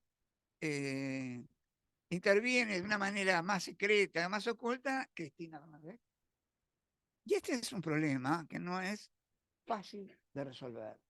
Que si no hay una decisión ética, política, de apostar por alguien, en serio, vamos a tener los mismos problemas que tuvimos en las versiones anteriores. Entonces, esta es, me parece, una de las primeras temas a resolver: el tema del liderazgo, la constitución de un programa estratégico de gobierno y capacidad de gestión. El segundo tema y conflictivo que observo es la relación federalismo-división de poderes. O sea, la tendencia natural de Milei a la autocracia. O sea, los tres leyes o documentos, la proposición de Milei es gobernar sin el Congreso, ¿no? Lo denominó cueva de ratas. ¿Cuáles son esos tres documentos? El DNU, la ley Ómnibus y el Pacto de Mayo. Y los tres prácticamente le dan delegación de poderes, le dan la suma del poder público. Es casi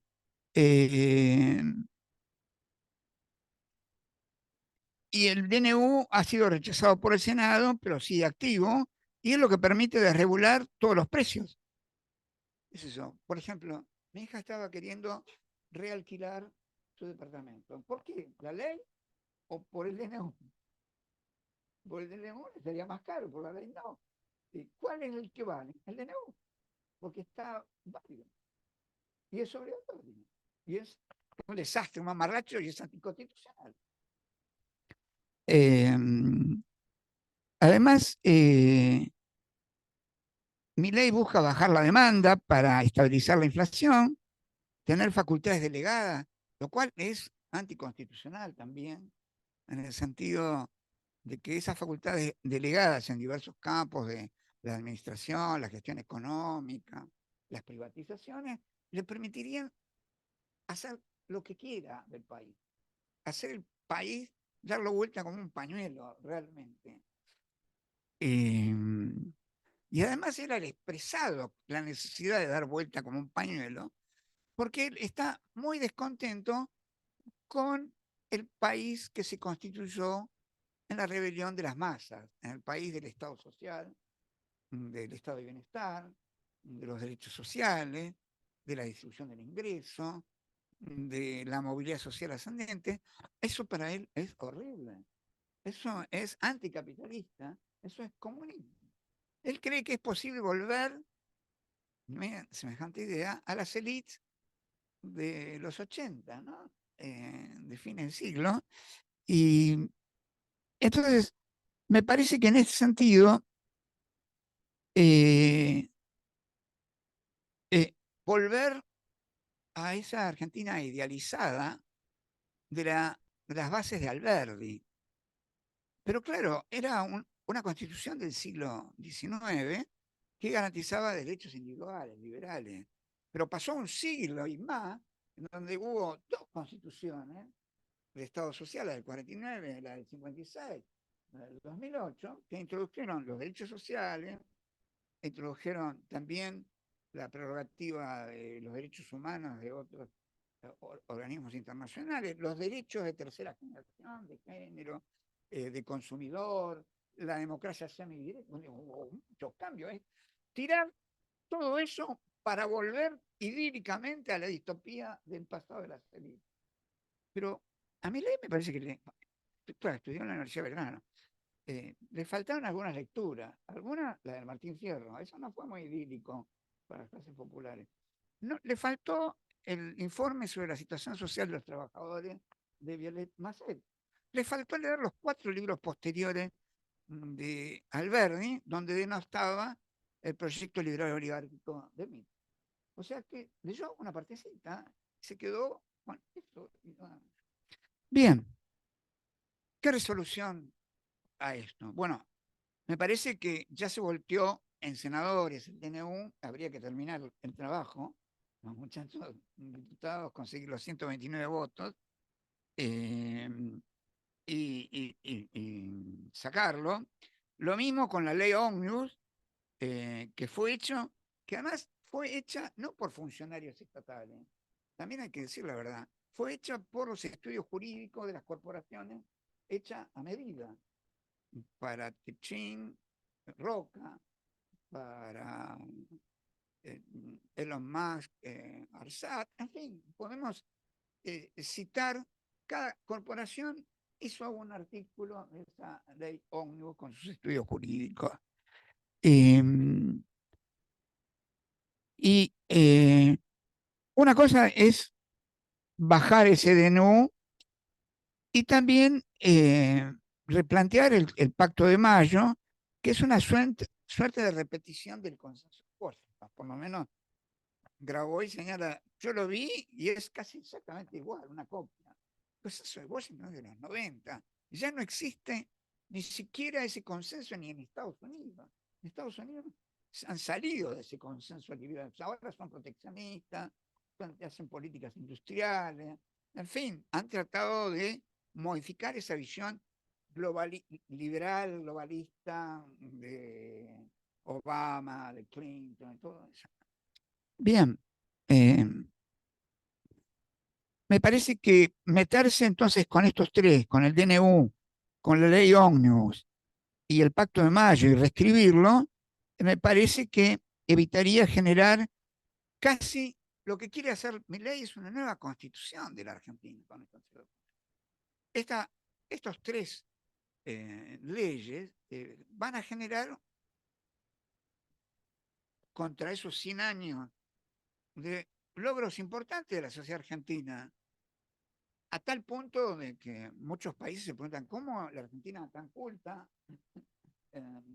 con tantos logros de Nobel, científicos, vota una persona de estas características. Entonces, digamos, revertir esta idea, esta visión de los 100 años de decadencia del Estado social de derecho y del Estado de bienestar. Tercer punto, la conflictividad social y la relación de fuerza versus el ganar la calle. ¿Qué tiene Milei? Milei tiene, como vos decías, Chini, me pareció bien, la pandemia le dio mucho gusto a la libertad, viva la libertad, porque condenó mucho a los pibes, sobre todo, a quedarse adentro, encerrados, ¿no? Y 8 años con los caídas de los ingresos a la baja, generó también una cierta visión de desconfianza en la política, en los políticos, que la casta, ¿no? Consiguió sintetizarlo de esa manera. Y trabajó también muy bien lo cibernético, las granjas de trolls, los bots. O sea, trabajó no la calle, digamos, no hubo. Ustedes vieron la elección, no hubo movilización, no hubo gente repartiendo volantes. Era todo, pero ni siquiera una persona, porque son instrumentos de inteligencia artificial en que vos lo cargás y llegan a miles, y él se dedica a eso básicamente. ¿Qué es lo que le dijo Macri? Macri, ¿qué tiene Milei? Bueno, tiene la hermana, no es poco. Tiene al perro Conan, no es poco, pero tiene redes sociales.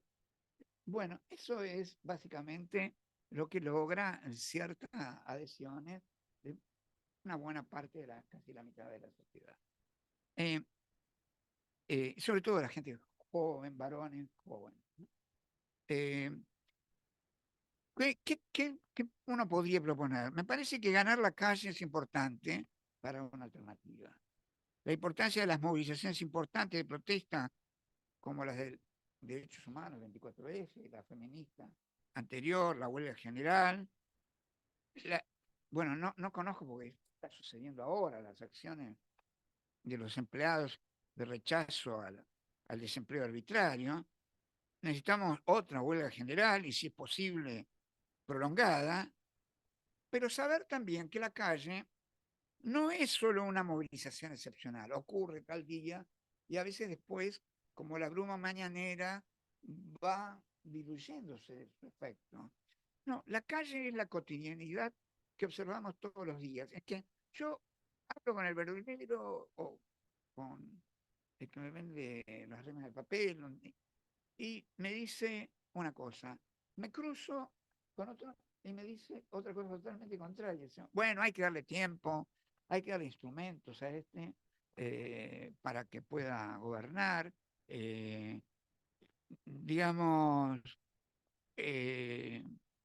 donde cruzamos la vereda, insisto, vemos si al presidente le va bien, a todos nos va bien. ¿Por qué? Eso es una gilada, pero la ha comprado mucho la gente, ¿no? O se necesita sufrimiento para mejorar. ¿Por qué? Si yo quiero ser feliz ahora, no necesito sufrir, ¿no? Una idea de sacrificio, de idea sacrificial de la deuda externa y el endeudamiento y el ajuste, que ya en los autores italianos ya habían la deuda como experiencia de sacrificio, ¿no? Bueno, me parece que en ese sentido el silencio no es bueno, es como, es concesivo cuando alguien le dice, no, bueno, un dirigente empresario decía ayer, bueno, es cierto que hay pobreza, pero ahora hay esperanza, ¿no? Digo, tenés que discutir, tenés que repreguntar, tenés que sacar la esperanza. Me parece que ese silencio a los que nos llamamos, o por vergüenza, o por no saber debatir, o por dejar pasar, no es bueno. Me parece que la calle es una batalla no de una vez excepcional, sino es cotidiana. Y esto, bueno, me parece que forma parte de las alternativas a recomendar para esta resistencia al anarcocapitalismo. 4. Voy a entrar a una zona más geopolítica, porque me parece que la geopolítica, en un mundo de conflicto global muy importante, donde está decayendo un imperio, donde hay una declinación del occidente colectivo, donde el neoliberalismo financiero no resiste, no da cuenta a la democracia, no da cuenta con la democracia, y no da respuesta ni aún en Estados Unidos, y todas las situaciones de los países de la Unión Europea son también, tienen 3 guerras, una en Ucrania, proxy, tienen guerra híbrida en Gaza, en posible potencial en Taiwán, gastan la plata en armamentos, en el complejo militar industrial, en farmacéutico, en las corporaciones y no en la gente. Bueno, eso es lo que está pasando. Eso lo dice Robert Kennedy Jr., que es el único adversario opositor realmente, digamos, al modelo neoliberal más globalista de los demócratas y más proteccionista de Trump. Bueno, acá tenemos una inserción en la región que es contraria, totalmente contraria a nuestros intereses nacionales, comerciales, económicos. ¿Con quién nos distanciamos? Con nuestros aliados naturales. ¿Quiénes son nuestros aliados naturales? Brasil. Colombia, México, países grandes, importantes y que mantendríamos buena onda, progresistas. Bueno, con ello, este hombre no se alcanza, no le da el tiempo para putearlo, lo cual es una cosa insólita, es lo antidiplomático, ¿no? Porque podría ser más, en todo caso, menos efusivo. No, aprendió, yo creo que en su experiencia de trabajar en los debates como panelista, a ser escandaloso y a putear y a debatir en términos de escandalizar a la gente. Y eso atrae rating. Eso es una cosa, pero ser presidente y putear a un presidente como los ha hecho. De hecho, Colombia, ustedes ya lo saben, echó a la embajada argentina. Bueno, se ha cortado de manera más trágica. ¿Qué ha pasado? Él ha hecho un Brexit con América Latina.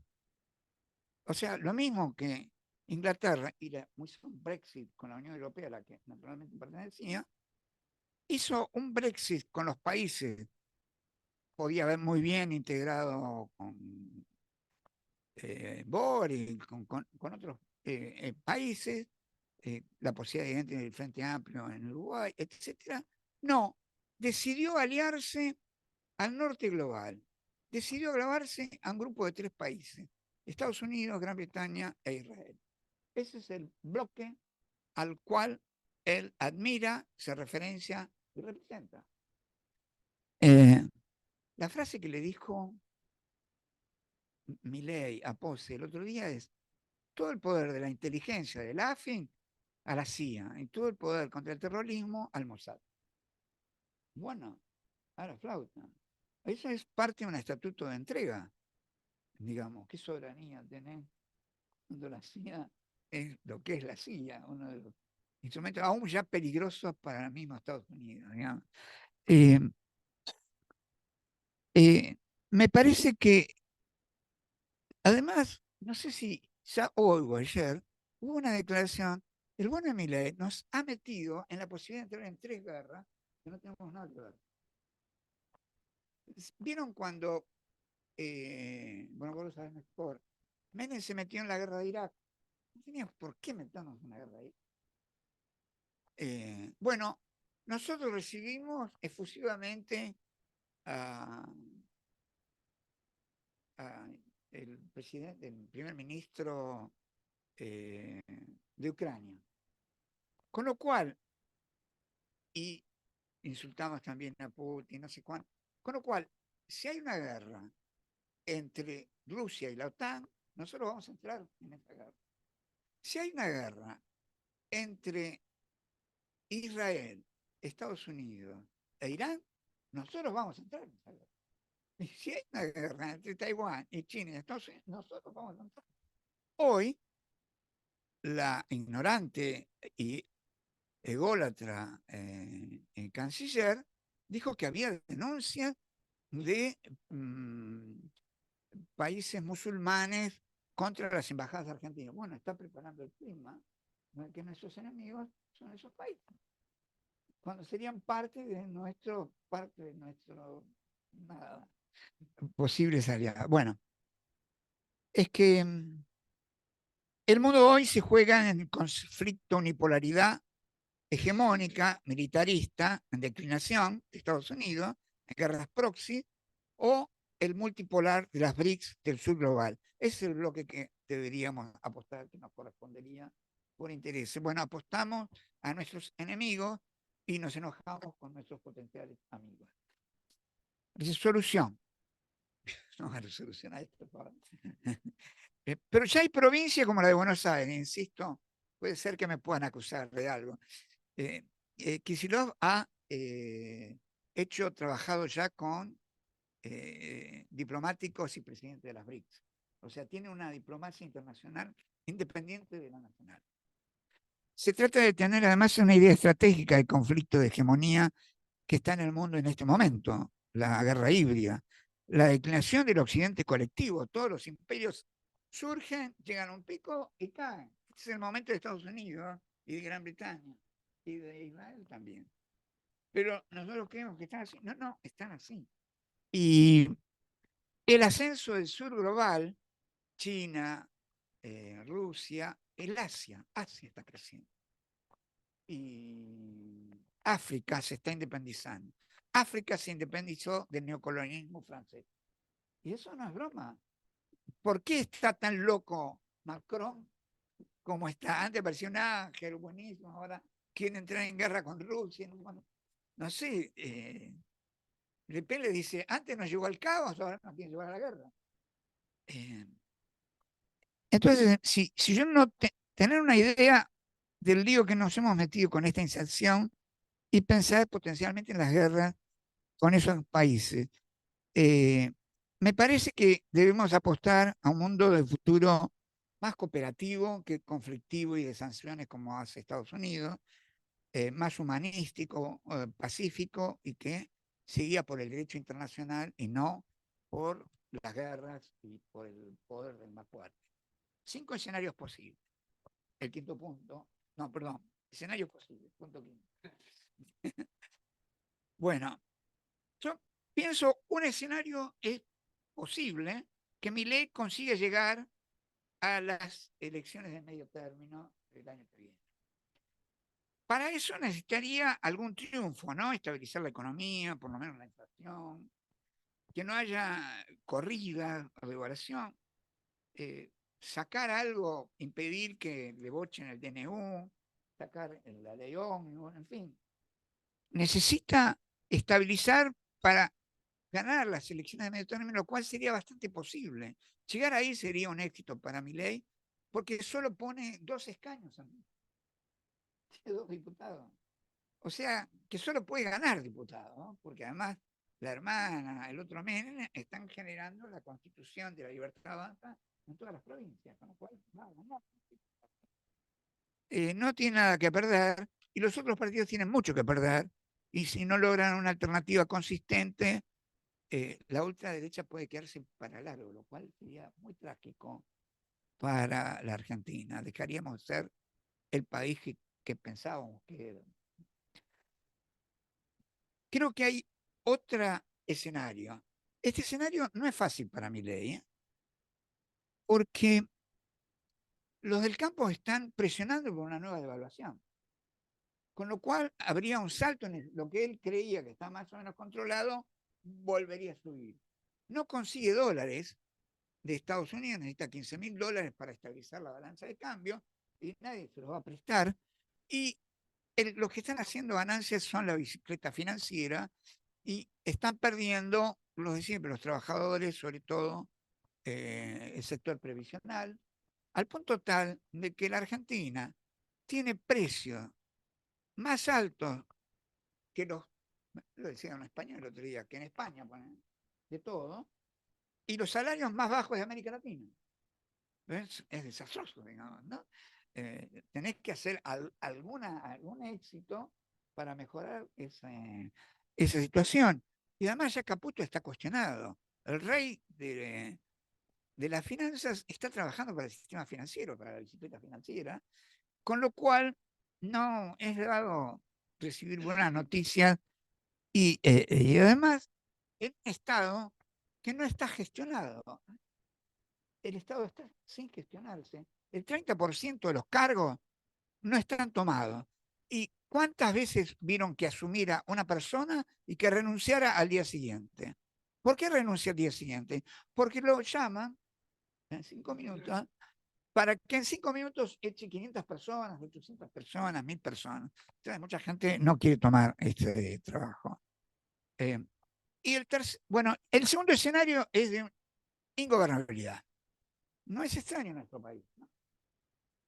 En el 2001, la clase media puso ingobernabilidad a De la Rúa. También hubo una suerte de default en Alfonsín, a fines de los 80.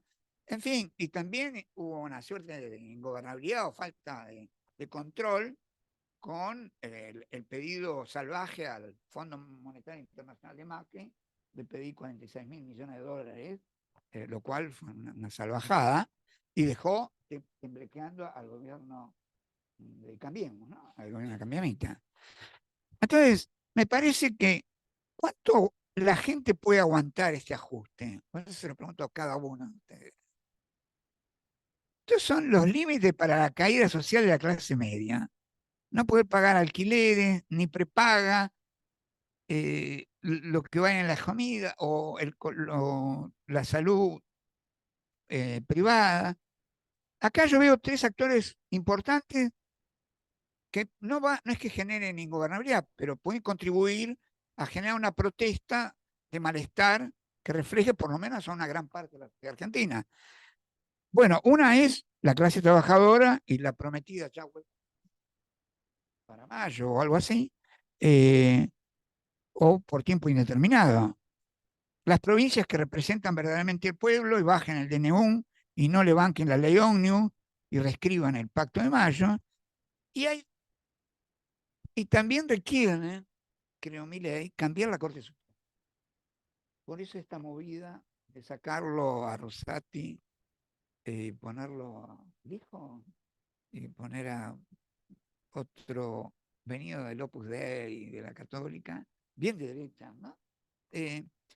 Porque esta gente de la Corte Suprema no está muy de acuerdo en la dolarización. Rosati ha escrito mucho contra de eso.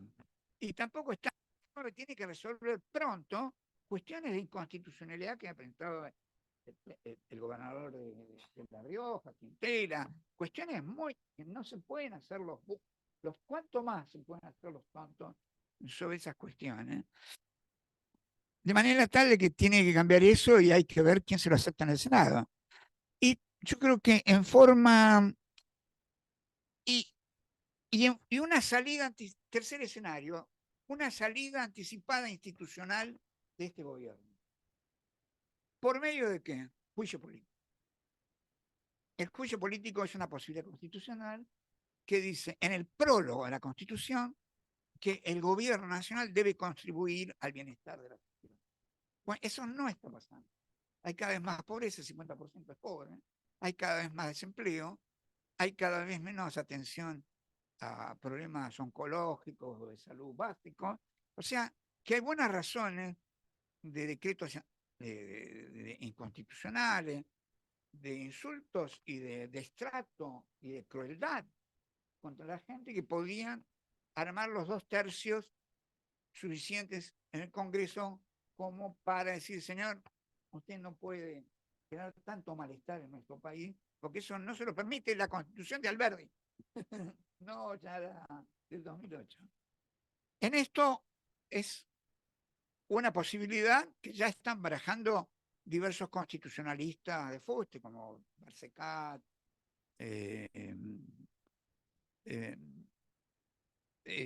bueno, hoy había en este momento una reunión justamente en Soberanos, en la sala de Carlos Mujica, sobre el tema del juicio político a Milei. Un constante abuso de medidas inconstitucionales, de gobernar por decreto, y esto es un tercer escenario. ¿Se entendían los tres, no? Esto permitiría una alternativa rápida, un fast track de el anarcocapitalismo. Más rápido que lo que vos decís. Bueno, voy a decir, bueno, tenemos 4 años, después respiramos. No, esto a los 4 o 5 meses. Bueno, y me parece que la última, de 5 minutos, 3 minutos, es la tensión valores-disvalores, ¿no?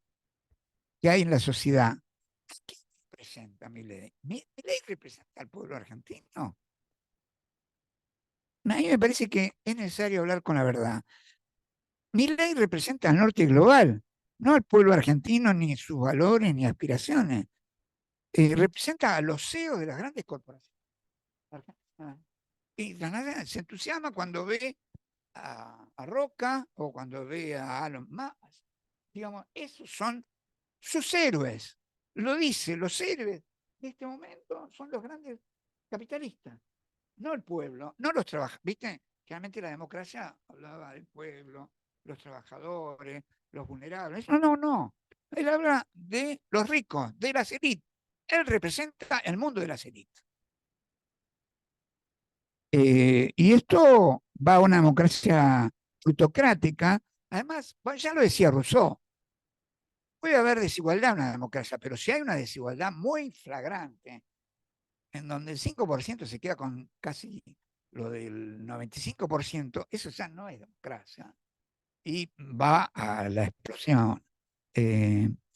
Estos valores, estos disvalores que él torna como valores. El odio a la justicia social, ¿no? El odio al Estado, a los gobernadores, al Papa Francisco, a los líderes progresistas, a todo lo que haga a esa fobia al marxismo cultural gramsciano que para él cree que se reproduce en la educación. Entonces odia la educación pública. Si él tiene éxito, los chicos de ustedes no van a mandar a sus chicos al colegio, van a estudiar en su casa, porque no quiere comunidad. Él quiere la sociedad de individuos de Thatcher, y quiere la sociedad de Thatcher que hundió al crucero en el Belgrano. Ese es el verdadero Milei. No nos engañemos. El que quiere engañarse, bueno, está bien, pero esa es la realidad de Milei. Y yo creo que frente a esta aspiración a la desigualdad, al odio, al Estado, esta identidad elitista, dependiente, y este estatuto de la entrega, cuanto más nos entregamos a Estados Unidos, ahora se le va a entregar un premio a la luz del mundo en Miami por un grupo de una agrupación judía, hebrea, la luz del mundo. No es la luz del mundo, es la oscuridad de nuestro país. Y entonces tenemos que preguntarnos si estos son los valores, ¿cuáles son? Esos son disvalores para nosotros. Nosotros tenemos que preguntar cuáles son nuestros valores. Y esto interpela nuestra subjetividad. Nosotros valoramos nuestra identidad nacional, valoramos el desarrollo, valoramos que entren todos, que entren todos es democrático, que todos tengan oportunidades, los jóvenes todos tengan oportunidades, y no que cuanto más desigualdad hay, más droga va a entrar. La droga entra con la desigualdad, porque ¿qué otros tienen los pibes para vivir? Valoramos la industrialización competitiva porque tiene buenos empleos, pagan bien. Valoramos la preservación del medio ambiente, cosa que a él le importa 3 sábanas. Valoramos los derechos de la economía popular, la tierra, el trabajo, el techo, la vivienda, los derechos de las mujeres, de los pueblos originarios, cosa que no valoran. Y además es tan transgresor. El Día de la Mujer, él cambia el Salón de las Mujeres por el Salón de los Próceres. Y el primer prócer que pone es Menem. Y también ha cambiado ya el Salón de los Pueblos Originarios. En fin, ha contradecido muchos valores de un cambio progresivo que la sociedad argentina ha tenido en las últimas décadas.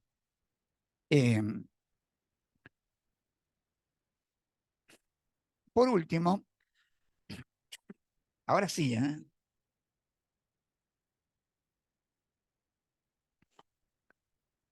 la grieta hoy no es kirchnerismo versus antikirchnerismo o los orcos o la gente de bien contra la casta. La casta real a la que ataca Milei no es a los políticos ricos. No, no, es a los trabajadores, a los jubilados, a los pobres. Él defiende a los ricos, a los rentistas, a los que se apropian de una ciudad de 5% de ricos, 95% de pobres, de salarios bajos y precios altos. Para ello necesitamos configurar sí o sí una coalición democrática, de desarrollo inclusivo, productiva, versus esta cuarta ola neoliberal anarcocapitalista mística, también en términos de la fuerza del cielo, la oscuridad.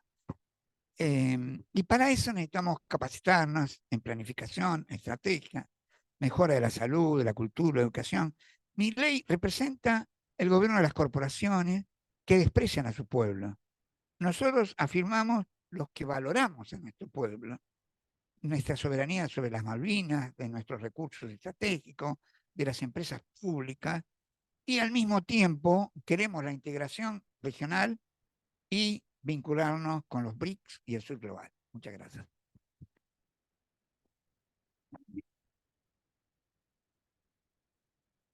Bueno, muchas gracias, Daniel, por esta caracterización de problemas, cuestiones para identificar y al mismo tiempo la búsqueda de alternativas o construcciones en este tiempo. Y hablando de tiempo, justamente, algo que estaba previsto era hacer una ronda de preguntas, pero claramente nos hemos excedido mucho más de lo que establecimos. Y bueno, aquellas preguntas que nos quedaron. Sí, sí. Te dejamos al final pensando que podríamos regularlo de algún modo, de mejor forma, pero bueno, no, al margen de eso, sí, les pedimos disculpas porque no vamos a poder hacer o darle curso a algunas de las preguntas que nos hicieron llegar a través del chat y seguramente muchas de las que ustedes tienen aquí, pero como la mayoría de ustedes, la semana que viene van a comenzar la maestría.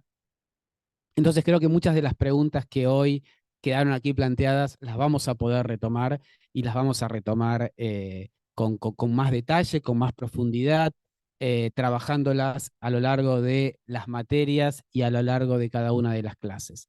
Nos queda simplemente agradecerles a nuestros panelistas, expositores, invitados. Muchas gracias Mariana, muchas gracias Mariano, muchas gracias Daniel por las palabras. Agradecerle a quienes nos acompañaron tanto por Zoom como aquí presentes, agradecerle a los profesores de la maestría que están aquí acompañándonos, lo digo particularmente para el profesor Sergio De Piero, lo digo también para el profesor Salvador Tiranti, Bueno, el agradecimiento queda igualmente. Y también agradecer a todo el equipo del área de Estado y Políticas Públicas, a todo el equipo de la maestría, particularmente, bueno, a Agustina Gradín, particularmente a Julieta Campana, particularmente a Cintia Ferrari Mango, que han hecho posible esta nueva edición que a partir de hoy y ya la semana que viene vamos a estar llevando adelante. Simplemente, y para cerrar, decirles que los que nos acompañan, los que están aquí presentes, pueden tomar como forma de obsequio uno de los ejemplares de la revista Estado y Políticas Públicas, que es una publicación que realiza el área, es una revista académica y es una fuente de consulta para todos ustedes, bueno, para los trabajos que tienen por delante y seguramente para su desarrollo futuro, desarrollo profesional. Con esto ya damos por finalizada la jornada de hoy y agradeciéndoles nuevamente por acompañarnos y deseándoles la mejor de las cursadas en este proyecto que van a comenzar, que están comenzando a partir de ahora. Muchísimas gracias.